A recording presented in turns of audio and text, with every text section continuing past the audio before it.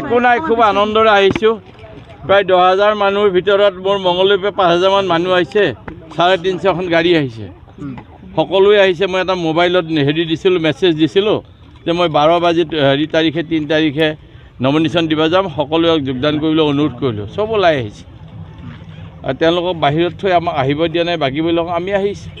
কিমান ভোট এইবাৰ আপুনি ভোট নহয়ে কেনেকৈ ক'ম আপোনাক মই এতিয়া, ভোট হোৱাই নাই। কিন্তু এটা কথা ক'ব পাৰোঁ, আজিৰ তাৰিখৰ যিটো ভোটৰ বিন্যাস আৰু যিটো ৰাজনৈতিক পৰিস্থিতি 4 নম্বৰ দৰং ওদালগুৰিত চলিছে, বহুত ভোটৰ ব্যৱধানত বাকীসকলক মই পৰাস্ত কৰিব পাৰিম। মুজিবুৰ ৰহমানে কৈছে যে দলগাঁৱত 2 লাখ ভোট BPF-ক দিব, সংখ্যালঘু ভোট। কেইবাবাৰো সুধিছে এইটো কথা, উত্তৰো দিলোঁ। মানুহ একেকেইটাই মুক্তিখান দেখা পাইছোঁ, বুজিছে। তেওঁৰ হাতত পকেটত কোনো ভোটাৰ সোমাই থকা নাই। তেওঁ কৰিছে, প্ৰলাপ বকিছে এতিয়াৰ পৰা। কোনো ভোটাৰ তেওঁ পকেটত নাই, কোনেও কাকো ভোট দিয়াব নোৱাৰে।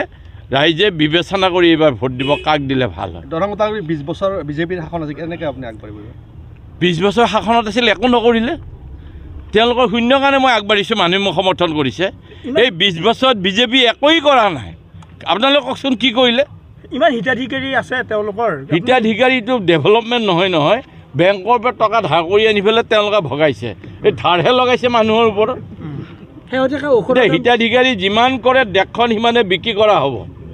শেহতীয়াকৈ ঔষধৰ দাম বৃদ্ধি কৰিলে কি 9 গুণ বৃদ্ধি কৰিব। 9 গুণ আপোনাৰ বহু % বৃদ্ধি কৰিব আৰু মানুহ মৰিব, ঔষধ কিনিব খাব নোৱাৰি ফেলে। মানুহ মানে লাইন কৰিছে। এবাৰ কৰোণাত 3টা বেজি দিয়াবিলাক মৰি আছে নহয়, এতিয়া মৰিব মানুহ, খাব নাপাই ফেলে। এই বিজেপি চৰকাৰ যদি আৰু 5 বছৰ থাকে, ভাৰতবৰ্ষত মানুহ মৰি শেষ হ'ব। কৃষকবিলাক মৰিব, দুখীয়াবিলাক মৰিব, বেপাৰীবিলাক মৰিব। আৰু কি হয় আজি আপোনালোকক মই ক'ব নোৱাৰিম। গণতন্ত্ৰ ধ্বংস কৰিব ওলাইছে, ৰাজতন্ত্ৰ চলাব খুজিছে, আপোনাৰ স্বৈৰতন্ত্ৰ চলাইছে। আপুনি পাঞ্জাৱ বিহাৰত যাওক, আমাৰ ইয়াত ক'ত কৃষকক লোন দিয়ে? কৃষকক অলপ লোন দিয়ে, গোটেই কাঢ়ি ধুই লৈ যায়। পিছত 10,000 কোটি টকা আদানীক লোন দি মাফ দিছে বিজেপি চৰকাৰে, আৰু 2 লাখ টকা লোন দিয়া কৃষকে ৰিটাৰ্ণ কৰিব নোৱাৰি আত্মহত্যা কৰিছে। হাজাৰ কৃষকে আত্মহত্যা কৰিছে।